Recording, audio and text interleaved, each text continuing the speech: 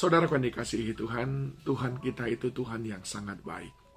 Dia tidak menginginkan kita binasa. Oleh sebab itu dia berkata di dalam Ulangan 30 ayat 19-20, Aku memanggil langit dan bumi menjadi saksi terhadap kamu pada hari ini. Kepadamu kuperhadapkan kehidupan dan kematian, berkat dan kutuk. Pilihlah kehidupan supaya engkau hidup, baik engkau maupun keturunanmu. Ini penting, saudaraku. Tuhan berkata apa? Di dunia ini ada jalan miskin, jalan kaya. Pilihlah jalan kaya. Di dunia ini terbentang jalan untuk sehat dan jalan untuk sakit. Pilihlah jalan yang untuk sehat. Di dunia ini terbentang jalan untuk mati atau untuk hidup. Dan dia berkata apa? Pilihlah kehidupan. Jalan kehidupan. Itulah yang ingin saya bahas dengan saudara. Mazmur 16 ayat 11 berkata, Engkau memberitahukan kepadaku jalan kehidupan. Di hadapanmu ada sukacita berlimpah-limpah. Di tangan kananmu ada nikmat senantiasa. Suatu saat kelak, saudaraku, hidup ini akan kita akhiri. Namun, selama di dunia ini pun, kita tetap membutuhkan Tuhan. Kita menjadi pengikut Yesus bukan hanya supaya masuk surga, tapi kita menjadi pengikut Kristus supaya kita juga dipelihara di dunia ini. Bahkan kita menceritakan tentang Dia kepada seluruh dunia ini lewat apa yang Dia kerjakan atas hidup kita. Oleh sebab itu Tuhan sangat berkepentingan dengan hidup saudara, dengan cara saudara hidup, dengan jalan-jalan yang saudara pilih dalam kehidupan ini. Yeremia 21:8 berkata, Tetapi kepada bangsa ini haruslah kau katakan, Beginilah firman Tuhan, sesungguhnya aku menghadapkan kepadamu jalan kehidupan dan jalan kematian. Saya tidak perlu bertanya, apakah saudara pilih jalan kehidupan atau jalan kematian. Saya sudah tahu jawabnya. Tapi sekarang saya ingin berbagi kepada saudara, bagaimana kita memperoleh jalan kehidupan. Yang pertama, Amsal 6 ayat 23, Karena perintah itu pelita, dan ajaran itu cahaya, dan teguran yang mendidik itu jalan kehidupan. Kalau saudara ingin mendapatkan jalan kehidupan, maka saudara harus suka dengan teguran-teguran Tuhan. Saudara harus suka dengan perintah-perintah Tuhan. Itu adalah jalan kehidupan. Ada banyak orang yang sukanya cuman kata lembut dari Tuhan, tapi dia tidak suka dengan teguran-teguran Tuhan lewat firman-Nya. Nah, orang yang mencintai kehidupan, hidup yang terpelihara di bumi, meninggal masuk surga, dia tidak punya pilihan lain. Dia harus suka ditegur oleh Tuhan. Dia harus suka mendengarkan dan mengikuti perintah-perintah Tuhan. Ini penting bagi kita, saudaraku, supaya kita memperoleh jalan kehidupan. Nah, ada orang yang maunya hanya mendengarkan khotbah-khotbah yang memuji-muji atau khotbah-khotbah yang berbicara tentang berkat. Semuanya maunya tentang dia, bagaimana Tuhan menyatakan kasih-Nya kepadanya. Bagi mereka bahasa kasih itu hanya berkat yang banyak, hanya kesembuhan. Tidak, saudaraku. Saat Tuhan menegurmu, itu pun adalah berkat dari Tuhan. Kenapa? Karena Dia ingin memberikanmu kehidupan.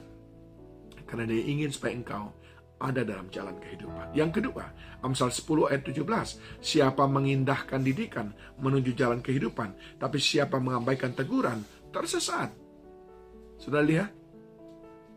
Bahwa teguran Allah, entah itu lewat firman, lewat orang lain, atau lewat sesuatu yang Tuhan izinkan dalam hidup kita, itu mungkin jalan kehidupan.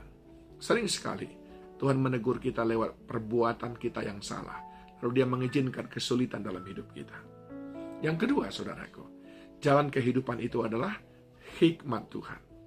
Amsal 15 ayat 24. Jalan kehidupan orang berakal budi menuju ke atas, supaya ia menjauhi dunia orang mati di bawah. Jalan kehidupan itu adalah milik orang yang berakal budi. Hikmat Tuhan adalah jalan kehidupan. Amsal 5 ayat 1-6. Hai anakku, perhatikanlah hikmatmu, arahkanlah telingamu kepada kepandaian yang kuajarkan. Orang-orang yang memiliki hikmat Allah, merekalah yang memiliki jalan kehidupan. Dikatakan di dalam ayat yang ke-6, ia tidak menempuh jalan kehidupan, jalannya sesat tanpa diketahuinya. Siapa itu? Orang-orang yang tidak menggunakan hikmat dalam hidup. Seperti dikatakan dalam ayat 2 sampai dengan yang ke-5, bibir perempuan jalang menitikkan tetes madu, langit-langit mulutnya lebih licin daripada minyak. Ini berbicara tentang orang-orang yang hidupnya gak benar, saudaraku, yang selalu menipu orang lain, memperdaya orang lain. Hidupnya tidak menggunakan hikmat. Yang ketiga, siapa pemilik jalan kehidupan? Orang yang mengasihi Tuhan. Orang yang menempuh jalan kehidupan, itu orang yang mengasihi Tuhan. Lihat sekarang, tadi Ulangan 30 ayat 19 sampai 20. Ayat 19 tadi berbicara, kepadamu kuperhadapkan kehidupan kematian, berkat dan kutuk. Pilihlah kehidupan supaya engkau hidup, baik engkau maupun keturunanmu, dengan mengasihi Tuhan Allahmu. Dengan mengasihi Tuhan Allahmu.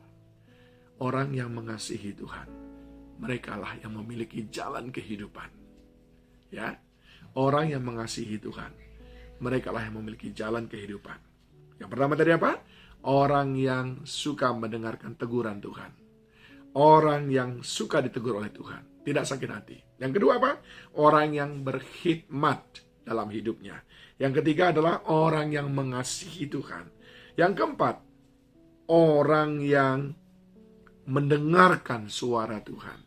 Orang yang berkata, firman-Mu pelita bagi kakiku, terang bagi jalanku. Maka dia akan menempuh jalan kehidupan. Sebab Yesus berkata, akulah jalan, kehidupan, kebenaran, dan hidup.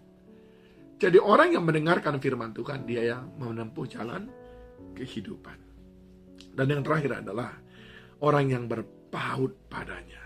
Ya, mengasihi dia, mendengarkan suaranya, berpaut kepadanya. Itu nempel seperti perangko. Itu namanya berpaut.